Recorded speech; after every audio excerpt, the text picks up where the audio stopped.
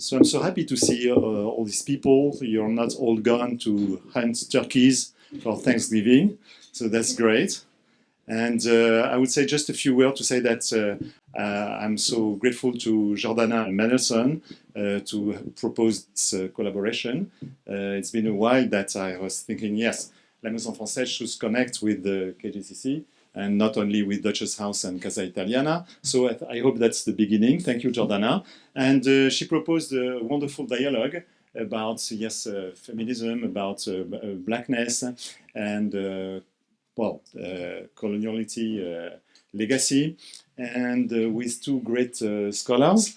I would say one of us, that's Yala, because Yala Kisukidi just arrived from France, from Paris 8, to be one of our a great member of our team, and and Djamila Ribeiro. And I was thinking it's a kind of Glissantian, Edouard Glissant connection, because that's a kind of, mapping an archipelago between South America, Africa, and Europe. So that's great. I think that you embody this connection. So thank you, Jordana, and she will give you a few words of introduction.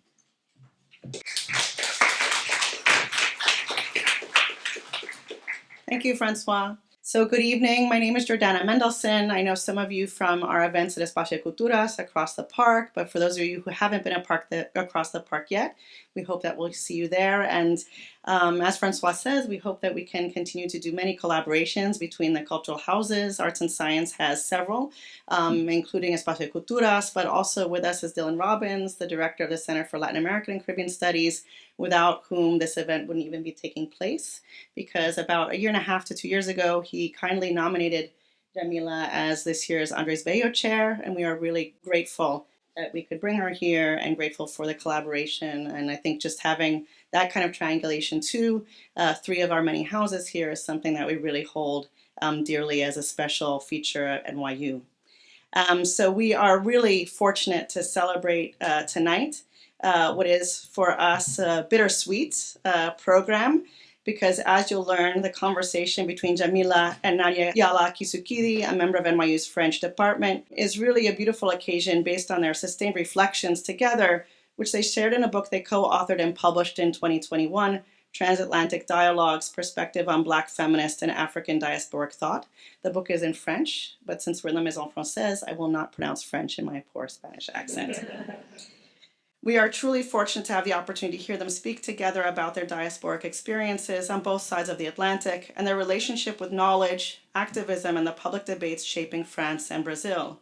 It is also bittersweet for us because this is our final public event with Djamila, who launched her residency with a piercing conversation about race in Brazil and the United States with Ibram X. Kendi, continued her programs with a featured presentation by Alessandra Devolsky and Selma de Aldina about Quilomba identity, colorism, and feminism, and most recently invited Linda Alkoff to reflect with her about feminist epistemologies in the Global South. These presentations have undergirded and energized the seminar that Djamila has offered to our graduate students, many of whom are with us tonight. So thank you also to our graduate students for helping us build a warm academic community for Djamila this semester. Tonight, in their discussion of Blackness, feminism, empowerment, and the enduring legacy of coloniality, Professors Ribeiro and Kisukidi will bring into focus for us once again the intellectual power of Black women, which they both embody and voice in their own practices as teachers, writers, and scholars. Nadia Yala Kisukidi is Associate Professor in NYU's French Department. She was born in Brussels, of Congolese descent. She has taught at the University of Geneva, the University of Paris 8, and was Vice President of the International College of Philosophy from 2014 to 2016. She's a member of the editorial committee of Le Cahier d'études africaines and was co-curator of the Yangotu Biennial in Kinshasa, I'm flipping things, a process that took place in Kinshasa from 2020 to 2022. Professor Kisukidi specializes in French and Africana philosophy. She is the author with Professor Ribeiro of Transatlantic Dialogues from 2021 and the novel La Dissociation. Perfect. Thank you. From 2022. It's always nice to be humbled in front of a lot of people. If you have joined us for Professor Ribeiro's previous events, you have heard us describe in detail her many accomplishments. So tonight I want to just highlight, for those of you who haven't been with us, a few of the highlights from her extensive CV. She was Deputy Secretary for Human Rights of Sao Paulo in 2016, was awarded the Prince Claus Award in 2019 by the Kingdom of the Netherlands, and was recognized by the BBC as one of 100 most influential women in the world. She holds a degree in philosophy and a master's degree in political philosophy from the Federal University of Sao Paulo. This semester, as I mentioned, she holds the Andres Bello Chair in Latin American Cultures and Civilizations. And among her many publications, I want to highlight one. Here, I'm just going to do a little bit of pitching here. This book, which is the English translation of Lugar de Fala, Where We Stand, was just published by Yale University Press. If I remember, it was the very first day that you arrived, or that we had our first cocktail, that the book came out. So I feel like this will always stand in my mind as a great souvenir of your time here, and it's really a beautiful book. So if you haven't read Djamila before, it's a really great introduction, and I really appreciate your introduction as well, where you talk about positioning yourself within the academy, and it's a really important thing. And if you are inclined to buy it, we also have this great discount code. So I feel like I'm going to be your hype person tonight a little bit. Before we begin, let me once again thank Dylan, as I have, as well as Francois for welcoming us in their house, as well as Courtney Rutherford, who was so instrumental to bringing our team into here. And I just would like to invite you to help us give a warm welcome to Professor Ribeiro and Professor Kisukidi.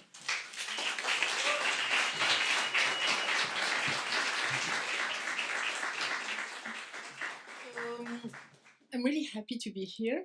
I would love to thank everybody, of course, la Maison Française, François, Courtney, Djamila for having this great idea, and Jordana. I will try to speak in English with a super heavy French accent, and I really hope that you will enjoy it a lot. I just wanted to start because I have a paper, but don't worry, I'm not going to read this way. I just need to have my ideas written. But what was interesting when I met Djamila, it was before the COVID, just before the COVID. And in France, it was a complicated moment where the question of the police brutalities was really important in the public space. And through the question of the police brutalities, of course, the question of the bodies who are targeted were at the core of the dialogues and the conversations. And of course, the bodies were usually the bodies of men, Arab and Black men, that are targeted and that are still targeted in the public space in France by some politicians belonging usually to the conservative right, to the far right. I don't know. I mean, right seems to be everywhere. So just put a qualificative and you have what you want. And through this conversation, there were a lot of reflection, trying to understand what does it mean, for example, to be Black, and what is the kind of Blackness we do represent, for example, in France. And what is interesting in France is that the Blackness is conflictual because it bears very different histories, very different memories that have a special relationship to the idea of belonging and to the idea of the land. For example, coming from the French Caribbean doesn't mean the same thing as coming from an African descent. For many reasons. For example, I was born in Europe, but my father is coming from DRC, and he was a political exilee. He did escape from the Mobutu regime in his country, and he arrived in the, I find that this is really the trick of history. He arrived in Belgium, that is to say, the country that colonized DRC. And so you have all those paths, all those histories that says that I could always think that I could come back to Africa. And the idea of the return was at the core of my political journey. I don't belong to this place, Europe. This is a trick of history. I don't have to be here. Our history was a defeat, and I will come back to Africa. My father is an exile, but we will come back. But the history, this question of the return, is not, of course, the same for all the experiences of blackness that you can find in France, because one of the questions that is at the core, for example, of the Caribbean experience is, where do we return? In which space? And if we have to come back to Africa, what does that mean for us? That is to say that if we use the term diaspora to understand a global experience of blackness, we see that this idea, this very idea of diaspora, is conflictual. I have a memory of the land. I know, for example, where my father was born. I know exactly where his, how do you say cordon umbilical in English? I don't know. This is the what?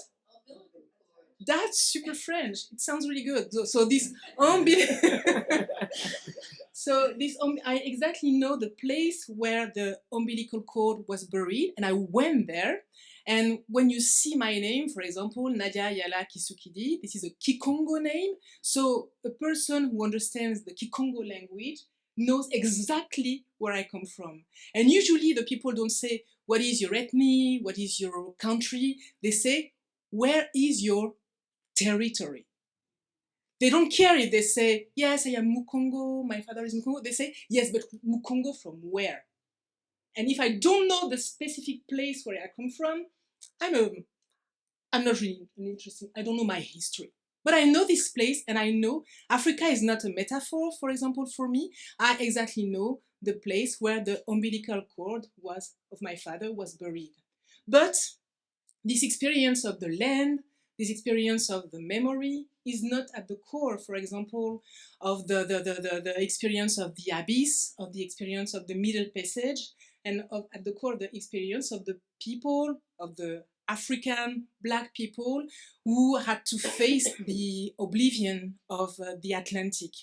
And through those questions, of course, through those differences of the memories, of the histories, you have a complete experience of blackness that is conflictual, that doesn't relate in the same way to the signifier Africa, and it is a real problem sometimes to understand what we want as a Black people, and it is also a very interesting question because we see that we cannot talk about our experience of blackness with the same words.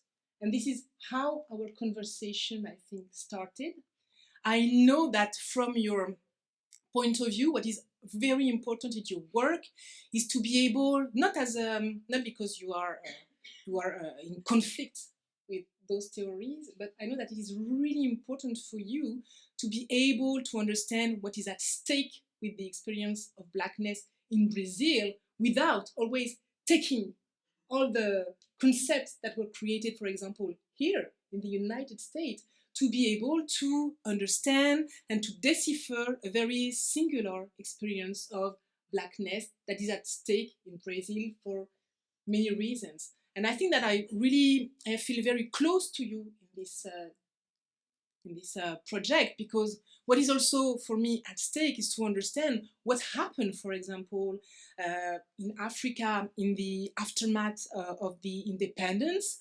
How can I understand the roles of exiles that were the roles of my father, his friends, his comrades, and how does that shape my experience of perhaps blackness, my relationship to those words, race, Africa, here, in Europe, and perhaps here, also in the United States, because since I am here, there were so many awful and beautiful things that happened. I'm here since 2 months, so I was here for history, as I say. And it also completely reshaped my experience of blackness, of what it is to be a Black woman in this country, which is sometimes quite different from what you can experience in France, and the question of colorism is also very different. So this is how it started.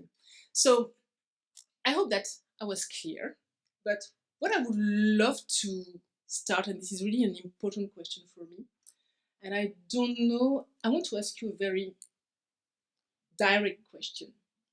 How do you, Djamila, not define yourself, but in the way you understand who you are, is the idea of Africa, or is the idea of being part of an African diaspora relevant for you, or is it an abstraction?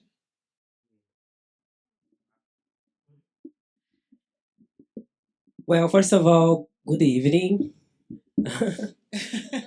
I got a flu tonight, but I said it's my last event. Not today, Satan. I'm going to my event. Not today. But first of all, I'd like to thank Jordana, the coordinator of KGCC, and also the Maison Française. Maison Française. It's right, pronunciation. And for sure, Nadia Yala for being here with me in this event. I'm very glad to have this conversation with you because I remember that we didn't have the opportunity to talk after the book.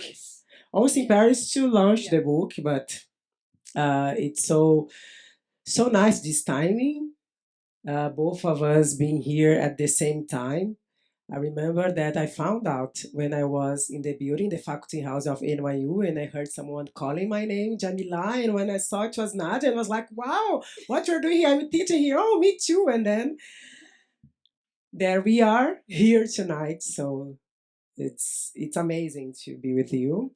And I really enjoyed your question because in Brazil, in Brazil was the last country in America to abolish slavery, but they destroyed all documents related to the slavery time.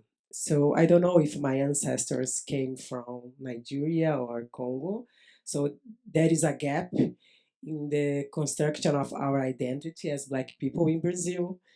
So I think the first step to me to be connected with Africa is my name, because my father, he was an activist in the Black liberation movement, and he came from a generation who decided to give African names to their children. So the first step for me is my name. My father decided to pick my name from a journal of the Black press in Brazil called Jor Negro. So he picked my name there and my sister name, Dara. I don't know why my two older brothers, he didn't give African names to my brothers, but just for the daughters, my sister and I. So since I was a kid, my name Djamila. In Brazil, people say Djamila. And the first time I met a person from Africa, he said, "Your name is Djamila. It's not Djamila." So my nickname in Brazil was Dija. So even though I had this name, it was, an ongoing process to understand my name. And then, of course, I think what it connected me to Africa, it's the Afro-Brazilian religion, Candomblé. I was initiated in Candomblé when I was a child. And then I had a long time apart because of the racism in Brazil. So for a long time, I decided not to be part of the religion because of all the prejudice that we had to face. And then when I was 33 years old, I came back to the religion. So I have a connection with Africa because I think in the terreiros, the Candomblé communities, we try to recreate this idea that we have from Africa. But for sure, for us Brazilian, for most of us, it's still an idea. It is still a form to us somehow to feel connected with the continent. But 2019, I went to Africa for the first time. I went to Ghana, and it was a very interesting experience to be there and also to realize the connections with the Brazilian culture.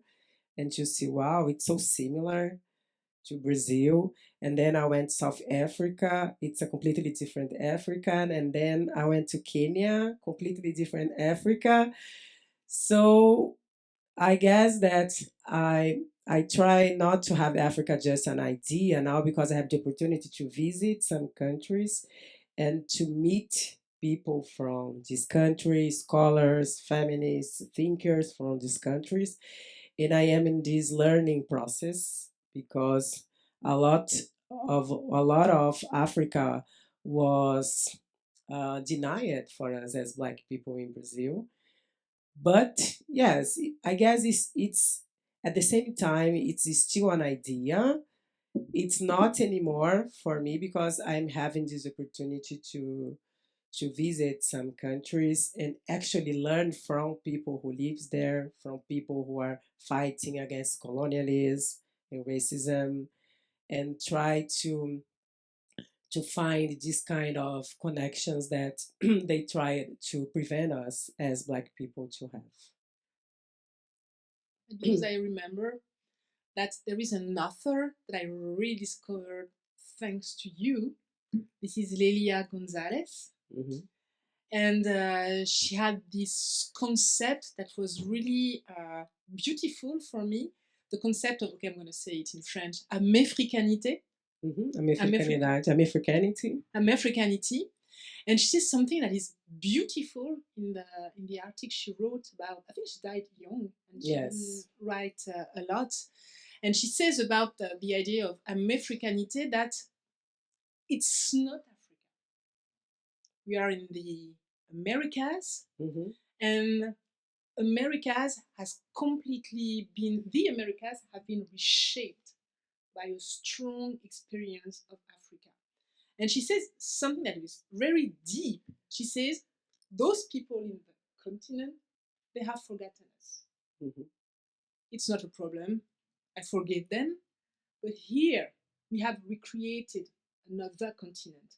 We don't live in the Americas, the continent of the white supremacy.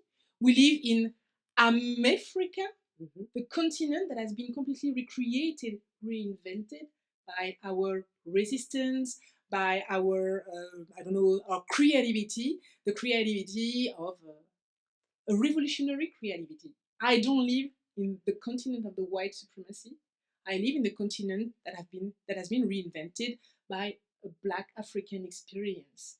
And so, do you live in America too? Or... Yes, and also Lelia, she was reflecting on that, but also refusing the idea imposed by United States as well of African American. So it was interesting how for Lelia Gonzalez it was important for us as Brazilian, Black and Indigenous people, not only in Brazil but in Latin America, to try to create a transnational struggle between us and stop looking up to the global north all the time to understand ourselves, because in Brazil people do that.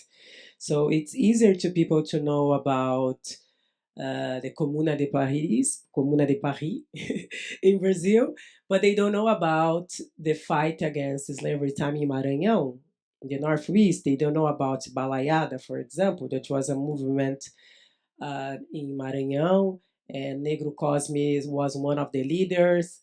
So it's easier to the Brazilian academic to know more about the global north.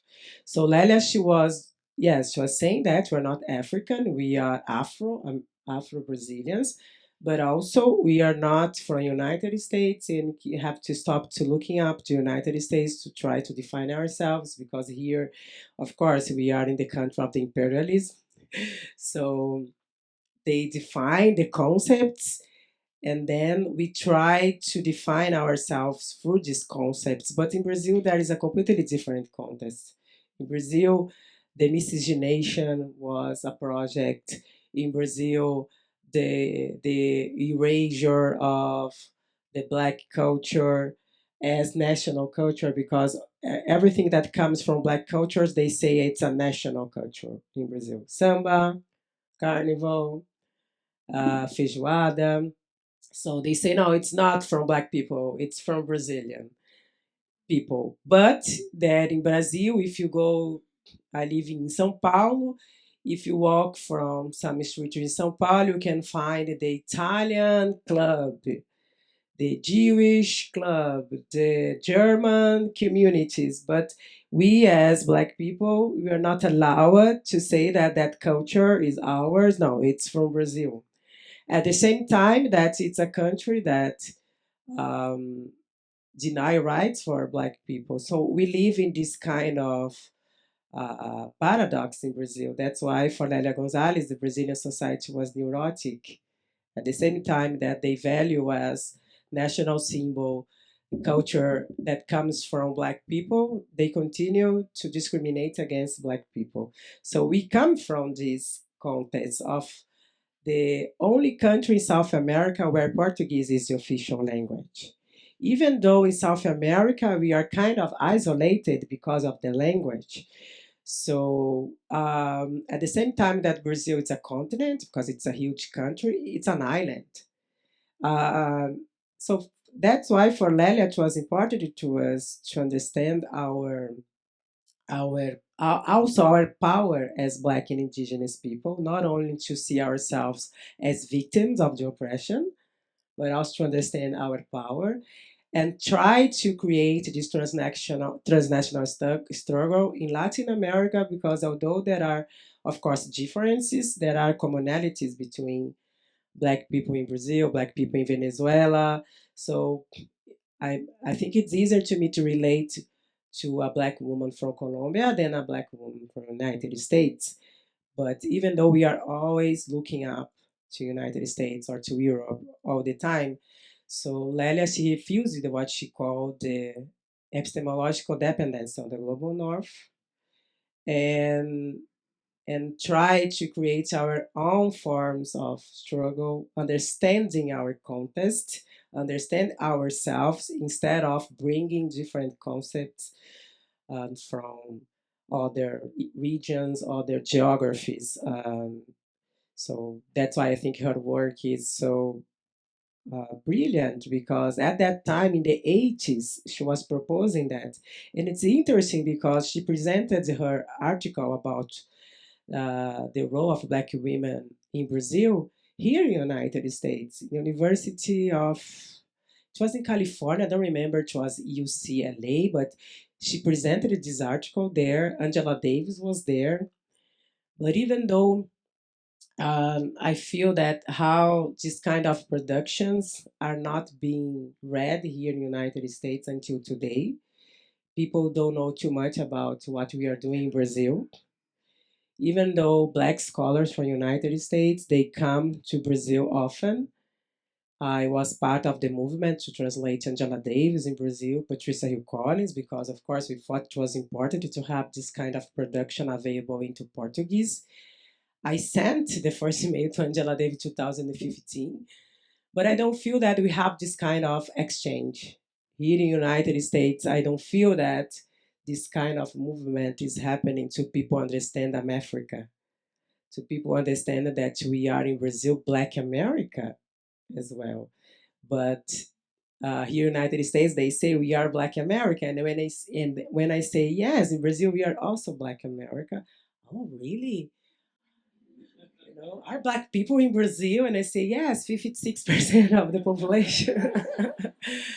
We are the largest diaspora, Black diaspora in the world. So I cannot understand how we can discuss, you can have this kind of discussion ignoring Brazil and ignoring what we are doing there, and ignoring actually the Latin America as this place of people who are thinking, um, building critical reflections, people who are trying to, to really understand this Africa. And I really understand that as Latinos, as Cosalelia also refused this idea of Latinidade, because usually they put Latinos as a group. They are Latinos, but I'm Latina from Brazil, a Latina from Colombia, it's different, a Latina from El Salvador, and then they say, oh, you are all Latinos, erasing the Blackness. in Latin America as well. So that's why this concept is so important. Africa, to understand that Latin America is Black, is indigenous, and how we can work together to confront the racism in our country, but also this imposition that comes from the global north. Now I have a question for you. I was so happy in the conversation, listening to you. So, yes, we are reading about your work, and I think it's so interesting because, of course, Paul Giroy, it's a reference for you, but also Bergson, and they discuss that Bergson does about the time, duration, I guess, in English, durée, la durée. la durée, and how you connect with diaspora, the concept of memory. I know. I wonder if you can talk a little bit about that. So, and also the very important discussion that you do about diaspora versus nationality. Yeah. Thank you for your question. Complicated one. So I'm going to be very frank. I really don't connect the work I'm doing about Africa, diaspora, and all those things, and Bergson. And it is also interesting to say why I don't connect them. It's also a part of a personal, intellectual journey. So I'm going to talk about me. I'm sorry about that. But it is interesting because when I started, I really wanted to be a philosopher and to study philosophy. When I was young, I discovered, okay, I'm going to say the myth, the French Revolution. And when I was at school, my professor said, yes, philosophy is for revolution. And I wanted to make revolution. So if you want to make revolution and be a revolutionary, you have to be a philosopher, which is something that doesn't work that much, when you grow older. But this is how I thought. So when you want to become a revolutionary, I started philosophy. And I was in university, in the French university, and at the moment where the French curriculum in philosophy, were very classical, and I couldn't imagine that it was possible to study something else than just the Western philosophy in my university. It was absolutely not possible. And the thing is that I was I was an activist. When I was young, I don't know, okay, if it can be taken seriously, but I was really involved in those questions of Pan-Africanism, to the fight, the struggle against neo-colonialism, and I was working and discovering a lot of things through people who were engaging into a certain renewal of knowledge, and this is more in the activist spaces that I discovered a new library, an African library, a very political library. So there were divisions between what I was doing in the institution, that was absolutely interesting, otherwise I would have quit, and what I was doing in the political spaces, where I discovered, I remember a woman that was really important for me. Her name is Fanta Kaba. And I met her in the Parisian subway when I arrived in Paris to continue my philosophical cursus. I discovered her, and she had a poster in the subway with Mumia Abu Jamal. I don't know if you have heard about this person. He's a political prisoner here in the United States, and he's in the death hallway. You say that? Mm-hmm. The death hallway, and he has been there for since I don't know, 30 years now, perhaps. Okay, thanks for the melodramatic music. And there were a lot of movements at that time in France. It was the beginning of the 21st century. This sounds really historical. And there were a lot of movements fighting to so he could have a real trial and not just put in the American prisons here without a fair trial. So I discovered this woman, and we talked. She was, it was at the beginning in France, not so many people had their natural hair as women, and she had a big crown, an Afro crown, in the Parisian subway with this Mumia Abu Jamal poster. And so I talked to her, and she was a brilliant intellectual and activist. And and thanks to her, I discovered a new library. And the first book she offered me is quite controversial, but anyway, this is how sometimes new intellectual journeys start. Was the book of a philosopher, a Congolese one, that had, I think he had his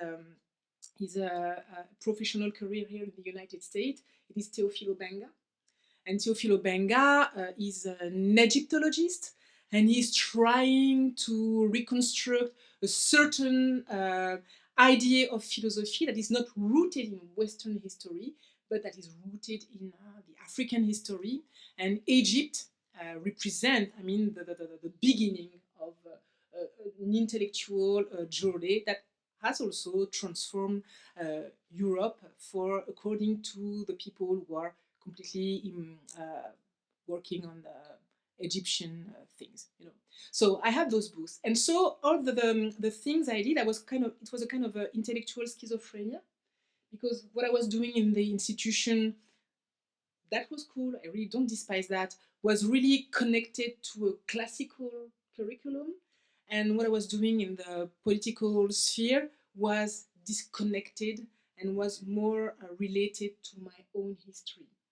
So when does that connect? Because the moment of the connection came. It arrives, and it is the embodiment of the epistemological dependence from the north, because Europe is the north, but there is the north of the north, and the north of the north is the United States.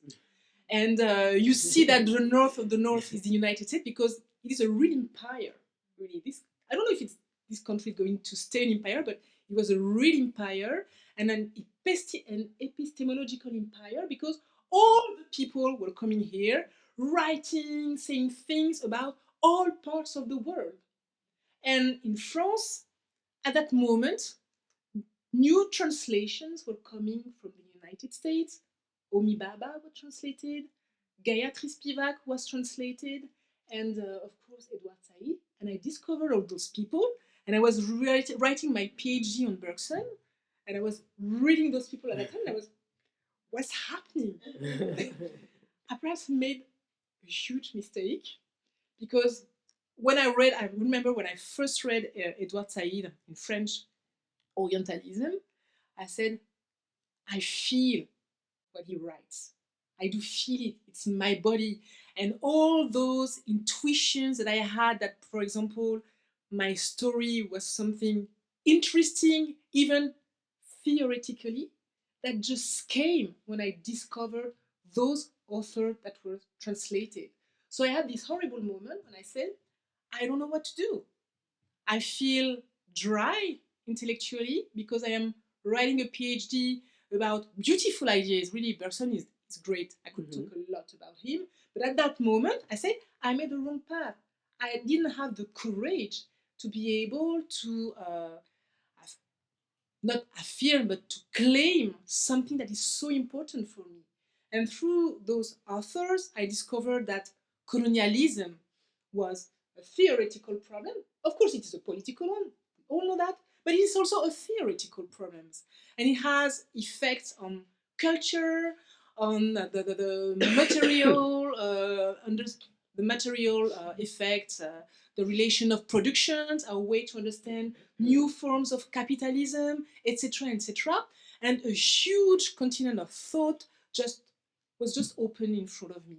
So I felt for a long time the disconnection between my classical training in philosophy and what I discovered through activism and alternative spaces. And I would say that thanks to the work of translations of some theoretical material coming from the north of the north, I could say, yes, there are new paths. And also at the end, the thing is that the north of the north is invading the north. And there were people that had huge career here in the United States coming from Africa, and that had also a kind of that were recognized by the academics. And one of the person that is really important for me, and he's going to retire this year, was the Senegalese philosopher called Souleymane Bachir Diagne.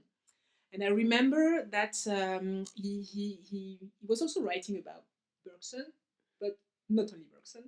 And this not only was so important because it was fresh air, and I had the possibility to talk with him of my work.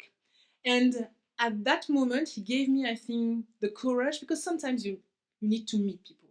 Mm-hmm. You are not you're not a person in abstracto. And I met him, and thanks to him, I had the courage to say, okay, the work I'm doing now is super interesting, but I don't want to, I cannot continue.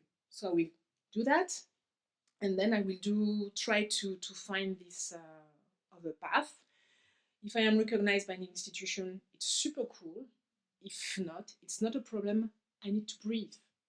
I really need to breathe. And this person, Souleymane Bachir, gave me the courage just to say that. And after it worked, I don't know how it was possible, because this path was also very, there were a lot of beautiful moments of humiliation in schools and all those things. But this is how it worked. So I couldn't say, now I know that what I love in Bergson and what is interesting for me. For example, what I love in his philosophy is that he's a very, he criticizes a lot the idea of negativity and the neon, the nothing. You say that, the nothing? Mm-hmm. And this is important for me because when I reread the history of the African independencies, people just are usually saying, that's nothing. Nothing happened. And when you come from a Bergsonian, Deleuzian way of mode of understanding the world, sorry, my English is now completely becomes a catastrophe. It's always like that. There is a moment where the concentration is too intense. But you know, when you see that, okay, the nothing doesn't exist, there is always something. So what happened? Because those independence, something happened. But what? It's not a non-being. And it's interesting because after you go into the African archives at that moment, and you see that there is a massive production of utopia, of political imaginations at that time that were completely erased. And everybody says, oh, that's nothing after the independence, neo-colonialism, dictatorships, nothing. Africa is the terra nullius of imagination and of political imagination. But it is not the case.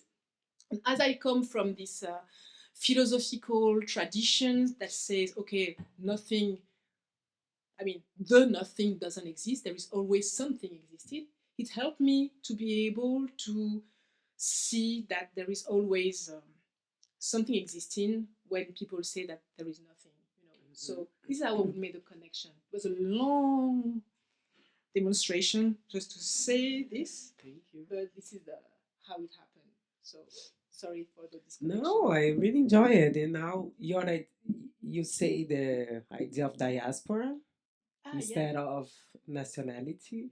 Yeah, but it's also why I wanted to ask you the question to start our conversation, because the idea of diaspora is a complicated one. And I'm going to be a little bit personal, and I'm sorry, and I hope you won't be in a difficult moment because of what I'm saying. I lost my father 2 years ago, and it was painful, as you can imagine. It is still, I mean, it's always going to be. But it was also a very strange experience because I have lived with a man who always said, we're going to return. And from zero, when I was born, to, I'm not going to say my age, but from now, I lived with a person, with a voice saying, we are going to return. That is to say, the country where you were born, this country where you live and where you work, that's not really your country. There is another country there. So as you know, the story of exiles, our story of non-return, And when you say that you want to come back, you never come back. You say it, but you repeat that you will come back, but you stay. So it's more an experience of sedentism than an experience of nomadism. And so when he died, I had this. I had lived in a myth, the myth of the return. I had lived in the myth that I was not French, but a super Congolese French. And this word Congolese completely disappeared at that moment, and I had to face the reality. I am super French. Really, this is. I have ancestors that were buried in this country. So I am super French, and what do I do politically with that? It was a moment of despair, really. And it's funny to say that like that. Okay, you're French. I'm desperate, but I had to face that, and that I had lived in a myth, and this myth is the myth of the diaspora. I belong to an African diaspora, but in fact, if you see the path of my life, I started in Belgium, I lived in Switzerland, and now I live in France, and I've traveled to arrive in the United States. That's super Western. I cannot change anything. So I can say, okay, I can start with all those pun and say, look at my name, it's super African. I can say exactly where the umbilical cord was buried, etc. But this is a fantasy. This is a story because my land is there. So I had to face this word, diaspora, and saying, okay, Yala, you can still live in a fabulation, but is this word important for you? Or do you want to erase it? What do you want to do with this country that is also the legacy of your father and your mother, because your father decided to live here, even if he had this fabulation? And the thing is that what is interesting with the diaspora is that it's not a question of identity politics, I would say. It's not about identity. It's about a political positioning, I would say. And that's why I really love Lelia Gonzalez and this concept of Americanidad. It is for me a political concept that says I don't belong because I want to reaffirm or to be able to strengthen the memory. Because the question of the memories are questions, of course, of belonging, but they also mean that you have a certain political duty from the space you're coming from. That is to say that I am French, but I am a critical body, a critical French body, because the way I reinvent my belongings and the way I reinvent my genealogies through this idea of the diaspora, of being part of the African diaspora, means that my presence in French can only be a critical presence. Because when you say that you are from the African diaspora, you have to be able to understand. So, how can I reclaim this diasporic identity without being obscene? I exactly know what were, for example, the relationship between the post-colonial France and some parts of the ancient French colonies in Africa. So, if I said I come from an African diaspora, how do I politicize myself in France to be able to deconstruct the legacy of coloniality that have shaped the possibility for France to be also this great country among the nations?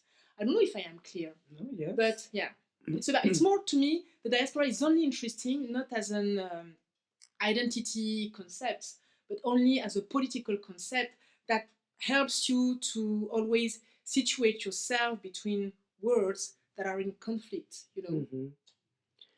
Actually, it's very interesting your answer because I don't know, a black person in the United States can say I'm from the diaspora, but it's different when you are a black person in the United States and you are a black person in Brazil or in France. So there are differences. You cannot erase all these experiences of blackness, and of course the nation that you come from, or I don't know, your passport is makes difference. So as a Brazilian, when I am traveling the airports, I go to that line, all passports.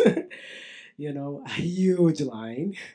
So if you have a French passport, maybe you go to the, you don't know, Europe, then it's very small line, short line. We are from the black diaspora, but your experience is different because the country we come from, and we cannot erase these experiences. No, Otherwise, you are creating a new kind of um, it's homogenic again because as the category of black, negro in Brazil, so there are not negro or black. We were after before the slavery different people, and then we are all this category of black, and they put us together. And sometimes I think that even though we are trying to confront colonialism, we use some kind of these categories because we are trying again to recreate the blackness as a mass, as one something. And it's that's why I thought so interesting that I want to ask you this question because I totally agree with your perspective. But I think that sometimes people are so I don't know, they miss something, so they try to create this idea. But I totally agree that it not benefit us as black people in diaspora. It's important to mark the place you come from. Uh, yeah, I wrote a book about that. Of course, I agree. Yes, I heard about that. Translated in English, and Yeah. so you have a coupon. So of course I agree.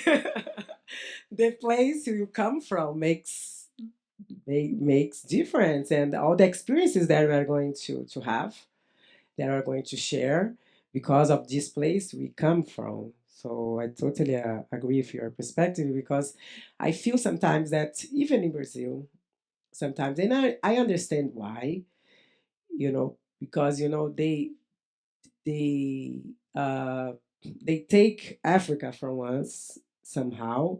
So you try to recreate because we didn't have the contact.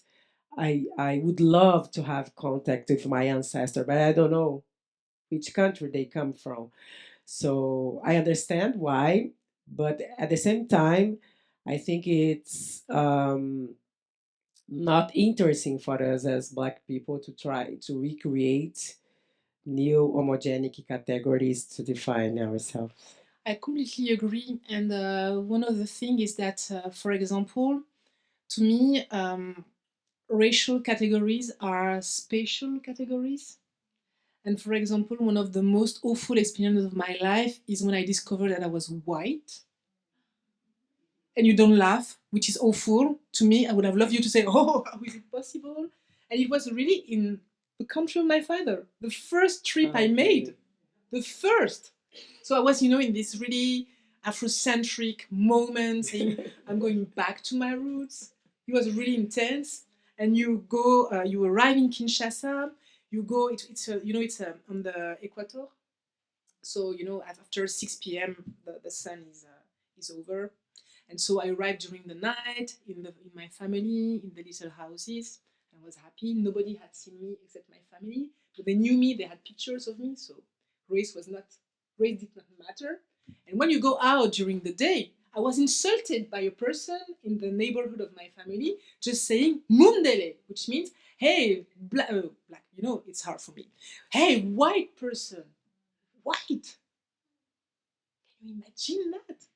No. Thank you. And I said, what is happening? So at the beginning, I said, okay, I'm going to erase that moment. And I did reconstruct a certain theory of blackness, trying to swallow this moment and to erase it. But at the end, I have to face it that when I come in the country of my father, which I do every year, I'm black. And not only because of it is an history of colorism, it is also a specific history of miscegenation that is rooted in colonialism. It is also a history of the fact that I am coming from the Western world, and all those things are really make a very complicated experience of blackness, non-blackness. And there is a funny thing, I'm sorry to say, to reveal my weakness, but one of the first words I learned in Lingala was to say, okay, I'm not white, I am black and white. I am, and I said, you say, Nazamundele Ndombe, which means I am black and white. And after, when you grow older, and I'm working a lot on the Congolese archives, which are also Portuguese, you discover that there is a category of Congolese people during the colonial history that were not considered as indigenous, but as evoluted person. I don't know how you call them in French. We call them les évolués. I don't know how you say the evoluted people. You could say that.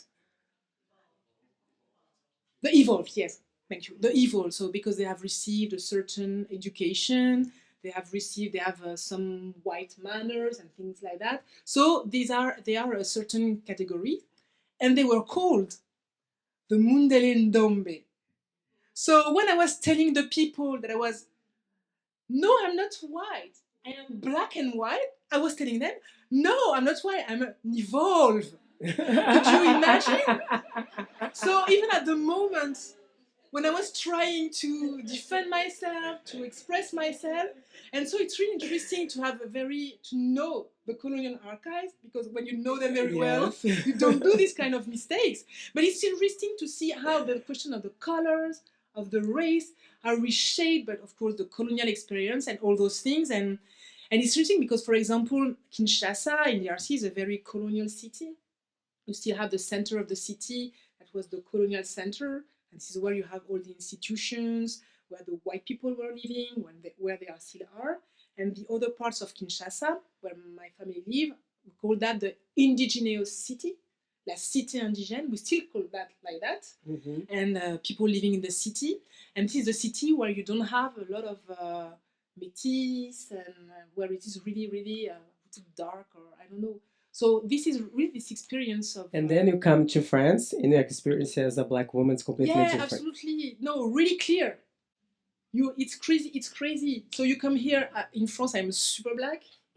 And in Congo, I hide myself. And I'm trying to repoliticize something, etc. But you have to understand this ambivalence, this violence of race, how it shaped your representation, how you could create your own... also your own political fantasy. And I think to me it's really important to face those questions directly, because it's about colorism, etc. And it is also something that is interesting in your work. And I wanted to ask you a question, and it was about the question of feminism and black feminism. And I love this question today, especially in this country, after what happened at the beginning of this month. I won't say the date. Because I have a friend that told me, don't be surprised by the results. All those decolonial black feminism said it. The women as a unity cannot build something politically. There is not something like a unified political people of women, because the question of race is always dismantling, dividing the possibility of such a unity. So would you agree with that or not? Oh, sure. Or would you say, no, we are a one common universal subject that we can call women? No, yeah, but the reason why black feminism is so important is because the black women in Brazil, here in the United States as well, they decided to pose this question: which women are you talking about? So it's important to understand the relation with race and class. And of course, as women, you can say that all women can be victim of sexism, but we are experiencing being a woman in a different way, depend on our race and our class. So that's why I think the concept of intersectionality is so important, because it's not about the divides, because people accuse us, you are dividing the movement.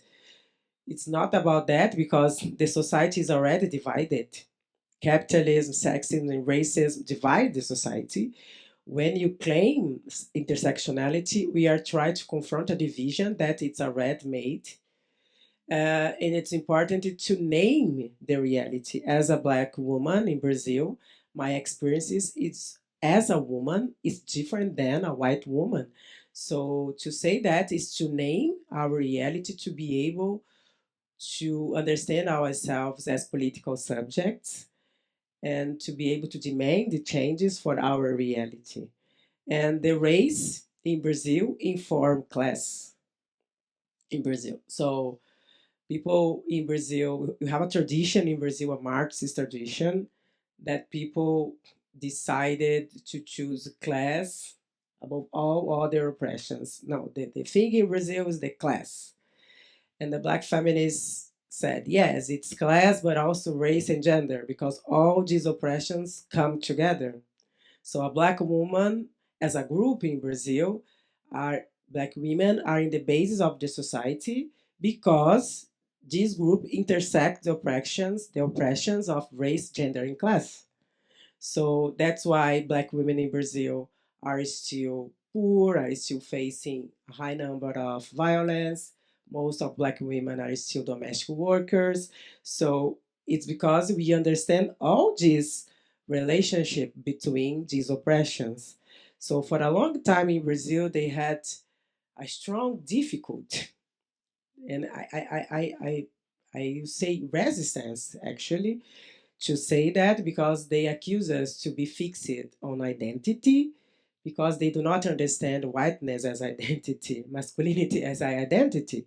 They still think they are universal. So we are universal, you Black women are specific, and we as white people, we as white women, we are saying this and that. So the tools, the political tools that Black feminists built were very important to understand these differences, in a way to name our reality, because yes, we are all women. Yes, we are women, but you have to understand all these possibilities of being women. And to say that because we are Black women, maybe our interests, political interests, can be different, because we are supporting different projects, maybe different political projects, because we are Black. So it's important to us as Black feminists to understand that, and that's why the Black feminism was very important. And also, for me, it's impossible to think the world without thinking in an intersectional way. So we can see the results here of the elections we are talking about. Most of white women voted for Trump. Most of Black women voted for Kamala. So it says a lot. The same in Brazil. People are accusing the poor in Brazil for voting for the right. Yes, there are this phenomenon in Brazil, but at the same time, most of the white men voted for the Conservative Party in Brazil. Most of the Black people in Brazil voted for the other project. So at the same time, this phenomenon is happening in Brazil, of course. Unfortunately, a lot of people who comes from poor neighborhoods running as candidates for conservative parties, yes, but and of course that white guys from left wing in Brazil, they want to find the solutions, and of course they blame me, all the Black and poor people in Brazil, these ungrateful people voting for conservative rights. But again, they are still not looking for their own social place as white men, that most of white men voted for the other project. So it's impossible for us as women to claim another kind of universal category, because this kind of universal category erase the experiences of being Black, of being indigenous, of being poor, of being or coming from different realities. I have two questions from what you were saying. One is very specific because we are facing I think I'm going to say, okay, go back to your country.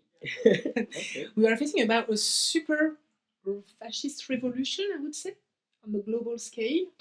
I think in France, I don't know, it's already here, but with some mask and some, I don't know, I mean, the situation is complicated, but what I see and what is happening, and I want to say something. We have a friend, and Myriam Cotias is here, a French scholar, a French black scholar. She wrote the preface of our book called Mabula Suahoro. Mhm. And she was targeted by the far right because not only in France but on the European level, because she was invited by the European Parliament to give a lecture about anti-racism. And the far right, of course, they said this person cannot give a lecture about anti-racism because she's racist. Hmm. She is anti-white racist, Racist. and she is anti-Semite. So it is really crazy because we are in this moment where you have the far right, especially with all its European history, which is a heavy one, that is able to say we are the new voices for the struggle against racism. And so black women scholars, and I'm not playing, the playbook of victimhood, as you can, of course, imagine, but are targeted. And I was wondering also, you are a very important personality in Brazil, which is true, which is a fact. And you also had to face this moment of the Bolsonaro regime, which was a very white supremacist, I would say, moment. And what were the tools, the way to resist, etc., that you could find perhaps among intellectual activists during that time, which is perhaps not finished according to what Not I finished don't at know. all. It's interesting because you said about France. It's crazy about France, this racism against white people. They truly believe in that. Yeah. Because I had the opportunity to go to France. I will send the link to the petition if you want to sign. Yeah. I don't have the book to sell, but I have a petition. So Have 20? Okay. To present the book, and it's interesting how in France there is no statistics on race. They still believe in we are all French. In some moments, and it was interesting to me. I was in an event there a couple years ago, and I said, "Wow, you have a lot to learn from Brazil." And the guys there were so offended by that, but they have actually, because in Brazil there is not an issue anymore. You have public policies based on race in Brazil. In France, there is not, and I think France is still in the racial democracy of Brazil, No, but it's interesting somehow.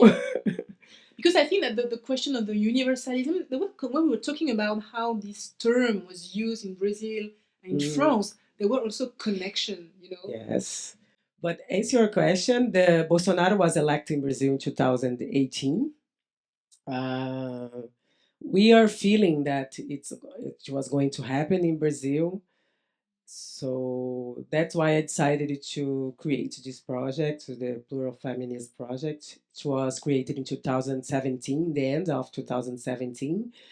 So we traveled around Brazil under Bolsonaro administration and publishing Black authors in Brazil because for us it was a way to resist to the hegemonic narrative because in Brazil the media is not democratic. In Brazil, few families control the media. There is not a democratic media. Even there is a church in Brazil, a very famous church, Universal Church. They own a TV station in Brazil.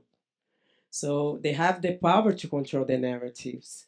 And with the rise of neo-Pentecostal churches in Brazil, and they have a political project, and they are very present in favelas, in Brazil.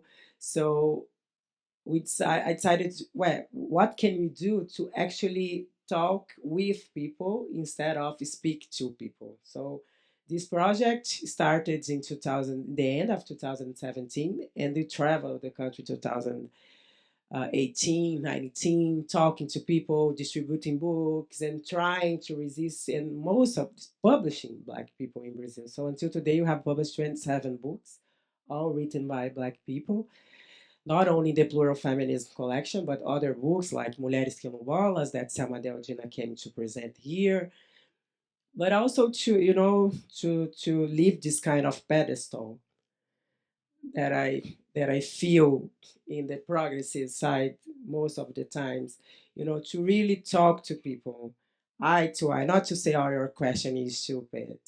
Try to understand why that Black lady from a favela voted for Bolsonaro. It's not because she's a fascist.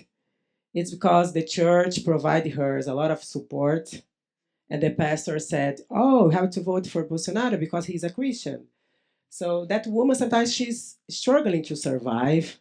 She worked 12 hours a day. She's not a fascist. And people try everybody like that. So in my own family, I have people who voted for Bolsonaro, poor people, Black poor people. So I try to understand why. And we know that there is a lack of, not information, but a lack of knowledge about who we are in Brazil as people. So in the editorial market, it was a way to us to resist, but not to mimetize what the published houses were doing, but actually the authors traveling, talk to people, publishing people. It was a way that we find there to try to make more democratic this kind of discussion, because I think it's in some cycles it's still just academic people speaking, and it was a way. It was difficult, of course, in the institutional level. It was very difficult to deal with that administration, for sure. But at the same time, that it's impossible to recognize that there was a popular resistance in Brazil against this project. So you have to.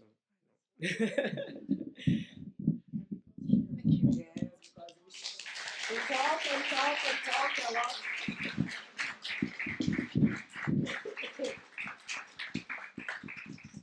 Hello. Hi, can you hear me? Yeah. Good evening. Thank you so much. That was really great. I have a question for Nadia, and I hope you don't mind. I'd like to ask again about Bergson. I know you. No, already, it's okay. Great. I was curious, and I was very interested when you talked about this kind of dichotomy between your sort of background and more classical Western philosophy, and how you seem to sort of keep them fairly separate.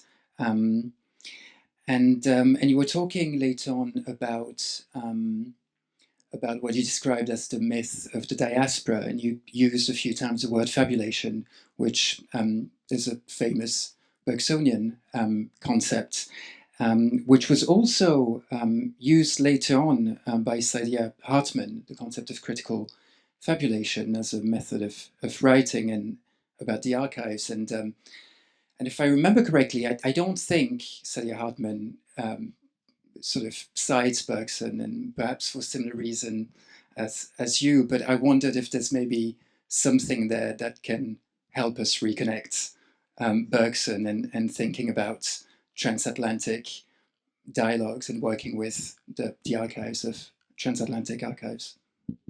Yes, thank you for your question. I think that where you are absolutely right is that the word fabulation came from Bergson first. Before, for example, my reading of Saidiya Hartman, I knew the birth. And what was interesting, okay, the word fabulation doesn't mean in the Bergson philosophy imagination. Those two words are not synonymous. But fabulation is something very deep for Bergson. It means the power to tell stories. You can use it politically, and this is what, for example, nationalism do. They tell stories of community, of belonging, etc., to be able to find energy against our enemies. This is nationalism is a super powerful fabulation, but it's also an aesthetical fabulation that is at the origin of the power of literature, of fiction. And I use this term, but what I say when I say that the diaspora is for me a kind of fabulation is that I really believed that through this word I could create a kind of a poetics of continuity, and that I was able to say, okay, for example, the Atlantic is not an abyss. It's the ocean that connects me to my brothers and sisters that are in Brazil, for example. My father didn't die because I am still the continuity of him. And even death didn't separate us. And I can reclaim my African ancestrality because this claim is absolutely stronger than death, than rupture, than discontinuity. And this is what I love with the concept of the diaspora. It's a very strong and heavy concept that says the way history destroyed you doesn't mean anything because you have the strength in yourself to repair what was destroyed. And diaspora, the idea of diaspora has something to do with a concept, an idea of reparation. We were not separated by an ocean, we are still African. I do still belong to my African family, and I am not European, and I'm going to reclaim the part of my legacy by coming back. And this is this fabulation of continuity that is at the core of the diaspora, and it which I cannot live anymore, because it would mean that I have to erase the tragedy of life, and it's not possible to erase the tragedy of life. People disappear, and when they disappear, you feel a void that you cannot feel, and you have to live with this void. And it changed a lot of things in my life, which is beautiful in a way, because it means we are in a super capitalistic world where we say that we can change people. Okay, you miss somebody is leaving, okay, it's not a problem, you can replace it by another one. But the experience of loss, of grief, are deep experience that tells you that human, where they are not here, they are really not here, and it affects what your life is. It affects the way you see the world. And I must confess that my way to connect to concepts is absolutely rooted in a personal, I mean, it's grounded. Philosophy, it's not abstraction. It's really rooted on earth, on the land. I don't know how I can say that. And so this fabulation of diaspora is a fabulation perhaps among other ones. It is a fabulation of continuity, but this fabulation couldn't be maintained through the experience of loss and death. And now I don't know what I want to do with this. I don't know what I want to do with my super beautiful Kikongo name. I know that I want to return. I don't know if I have to use the term return because I never lived there, but also I cannot live in this fabulation anymore. It's not possible. It would mean I'm gonna erase the dead. So Bergson is there to come back to the academia because he helped me for two things: to give credit to this idea of fabulation that doesn't come from the Black feminism, and another idea which is absolutely vintage, I'm sorry, is that, okay, we are in the 21st century.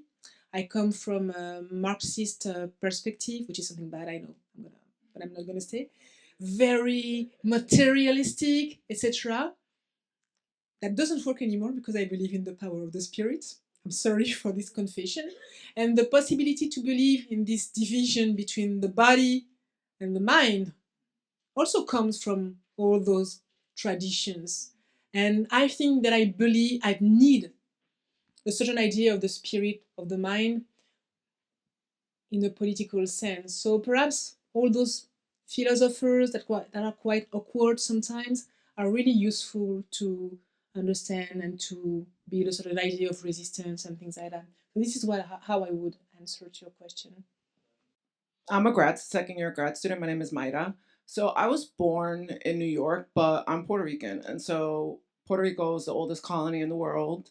I've always understood that I'm a product of colonialism, but I haven't always been able to talk about it. So I appreciate how vulnerable you both are about your positionality as black women in the diaspora. I've never felt connected to blackness in America, but and similar to you, when I go back to Puerto Rico, they're like, you're white, but I think they're saying you're American.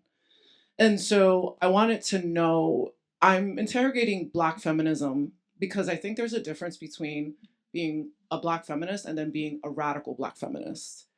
Like, and the distinction for me is we can be Black, but there's a class of elite Black people that I don't feel connected to because I didn't grow up with money and I didn't grow up with status and I didn't grow up with proximity to resources and education.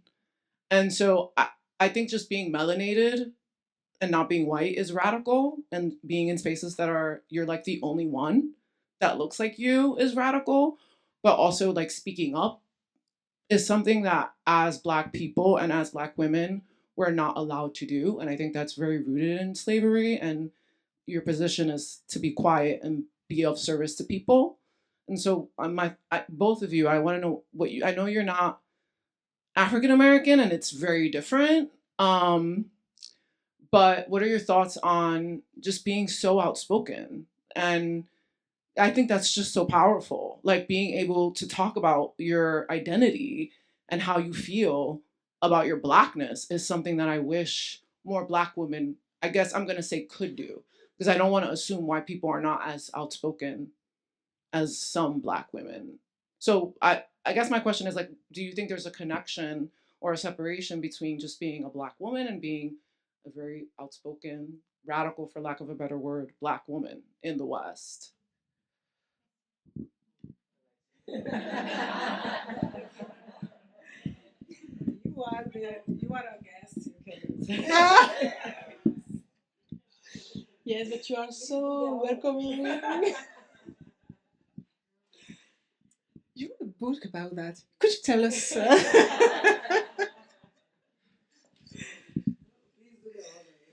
don't know how to answer because it's a serious question. And I started to speak. You're super, super strong. Now I feel, yeah. But I wanted to put the mic there, so We can answer. I mean, just because I don't know how to answer directly. Because your question is really, there are a lot of levels in your question. We could say, we could see it in a intersectional way, I would say. For example, I will be direct. I will be direct. I had this conversation this morning with a friend of mine, a scholar in France, who is, she's Arab, Algerian, and we were talking about the political situation, and we were talking about what was happening to my friend Maboula Soumaoro, who is targeted by the far right. And I was just saying, you know what? I feel something. I'm privileged. Really, I am. And I have to be frank with that. I don't come from a bourgeois world, you know. I come from a poor family, and I can make you cry if you want, really. But my status has changed. And I was wondering with this friend scholar why we were so, it's not against you, it was very against us. Why are we so lazy in a moment where we should act, where we should perhaps talk about revolution? I don't know, why not? Because we are facing forces of destruction that are heavy. But we didn't organize ourselves. People are doing things. So I'm just talking about us. We didn't create our groups. We didn't perhaps do exactly the right work in the institution to secure them, etc. And I was just saying that's perhaps because I am now in a position where I'm okay. I am in the world saying, okay, you have your little place, etc. And it's okay. That's laziness, really. And I lived in the conditions where it was possible for me to become a lazy person. This is what I call privilege. So I don't want also to be, I don't want to lie. Of course, I know what is my journey. I know where I come from, but I know how I was transformed. But I was transformed in such a way that even in this moment where inequality, I can say things against, yeah, capitalism, etc. But I am in a place where I cannot say that this word has entirely destroyed me. And I have to understand that. I have to understand that while thinking about structural racism, by thinking about the fact that, yes, we are not allowed that to have a seat at the table. It is something you are looking for, which is not my case, but anyway. And it was complicated for me to be frank at that moment where we see them in front of us. We're working for years, and now they have the power to destroy. And I didn't belong, perhaps, to those people that were efficient enough to make that stop before, because we know that they are here since a long time. So I don't know if it's an answer to your question, because it is just, I'm just relating what was happening during this conversation. But I am in the moment where I have to say, okay, you are lazy, and why?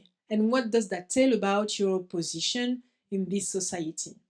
So I don't want to be in this situation where I say, I come from, I know where I come from, but I have arrived in a place which is a place of laziness. And I'm sorry, and I say that sitting with Djamila Ribeiro, I know her work, which is absolutely not lazy. This is a real compliment, really. I really admire that.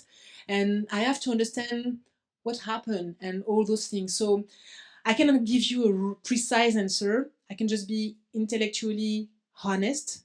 And the question is now how to, yes, how to really change things before being destroyed. And if we change things, what do we propose? We have to recreate this political imagination, really. And it's not a slogan, it's just also a duty that I have to, it's a personal duty. Yes, it's a difficult question, but I think, especially here in the United States, there are different groups, and most of the times these groups are fighting between each other instead of understand they are all marginalized. I think this kind of division that happens, bell hooks used to say that. So, and sometimes people can use some kind of advantage that they have here. I have an advantage this group doesn't have, but instead of fighting together against the same system, we are here using this advantage against each other. So I think this is an issue, especially here in the United States. I think things are so separated, the groups. It's different from Brazil, for example. Of course, there are all these divisions in Brazil, but in I don't know, in demonstration in the streets in Brazil, you can see people from different backgrounds together. It's different. And here in the United States, I feel that people, no, this is a black issue, this is a Latino, and this is this, and this is this, and everybody's separated. Instead of understanding the intersectionality, because we are living different experiences. You are as a Puerto Rico, I am from Brazil, a black woman. Of course, there are a lot of differences, but there's a lot of commonalities, especially when it comes from to be racialized people, come from working class families. And I think this kind of division is a problem, this way of thinking that as black you have only to do that or do this, and I do not believe in this kind of thought, because racism, sexism, capitalism, they're all the same structure, so function all together, and we should be able to try to get to know more each other instead of fighting against each other all the time. And I think people are fighting against each other all the time. It can be exhausting, especially on social media. I don't have Twitter. I've never had because I think people are fighting all the time. I have a PhD in Twitter in Brazil, you know. I don't have Twitter, but people called me names in Twitter all the time just because, you know, I disagree with you, so you have to attack me because of that. We are in the same page, you know, but you have to attack you instead of, yes, I do not agree with you, but, and people, especially now, I think you have to find these commonalities and to find that as marginalized group, you should be able to find these connections. And in Brazil, I try to do that. Of course, in my editorial project, I'm going to publish only Black people because I am in a country that 56% of population are Black, and they denied this right for us. I only publish Black people, but these people, they are not only writing about Blackness. They are writing about a project of Brazil, project of society. People think that you are just talking about identity in this very specific way. But no, we are talking about a project of society. But in my institute, I run an institute in Brazil. We receive all kinds of women and people there because you have to welcome everybody who feels that it's important to them to be there. And to end, I think how I am so outspoken, I don't know, it's a lot of training, especially being a Black woman. So I was not raised to speak out. I was raised for silence. So I have to find in myself, especially because since early age I have the opportunity to be part of social movement. I come from this political environment in Brazil. But I think that it's not just this way to be an outspoken woman, it's a way to confront the system, you know. My grandmother, she was so quiet, but she was doing a revolution in their territory.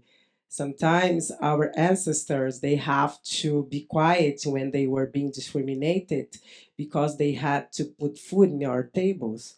And sometimes this new generation uh, tries to blame, oh, but you're so this and so that, you didn't say anything. Yes, the fact that you are now in university is because maybe your father didn't say anything. So it was a different way of resistance. And I think it's important to understand all these possibilities of resistance. Sometimes we are going to be quiet, sometimes we are going to speak out, sometimes we're going to stand up, and sometimes we are going to be quiet because we remember, yeah, if I lose this job, what am I going to do? So this Twitter generation, they think they know everything. They don't know nothing. So my father, most of the time he came at home and sometimes angry because he had to deal with a lot of bullshit, but he raised four children. And then when I was 6 years old, he put me to learn how to play chess. You are going to learn English. And he was a communist. So we are going to learn the language of the enemy. Yeah, you have to learn the language of the enemy. I remember I was 8 years old. I was going to the club of the communists in Santos, the Union Soviet, this and that. I was raised in this kind of environment. But even though my father was a strong activist, many times he had to be quiet. So I think it's important to understand all these possibilities of resistance. There is different ways of being an activist. And sometimes I deal with situation that I don't say anything. And then I come home and oh, that stupid guy at home. And then I say, oh, yeah, now I'm ready again to go. So we are not, heroes. And I don't intend to be. I am a human being. So I accept my vulnerability. I accept the days I'm not good. I accept the days that, I came home and say, I shouldn't say that and this, because we are human beings trying to do something. And during this time, we have to work to raise our children and wash our clothes and this and write books and this and that.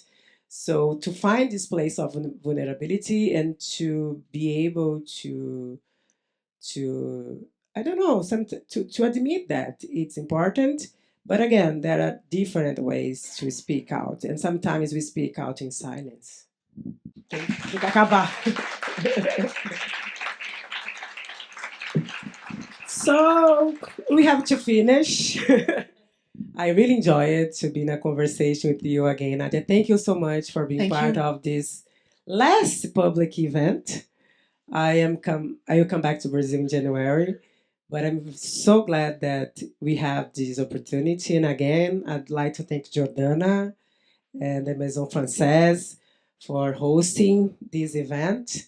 And you, for sure, it was amazing to be with you Thank you again. for your generosity. Thank you to everybody to be here. And so if you come back now, that's the French department that has to invite you. Oh, That's it? yeah. Okay.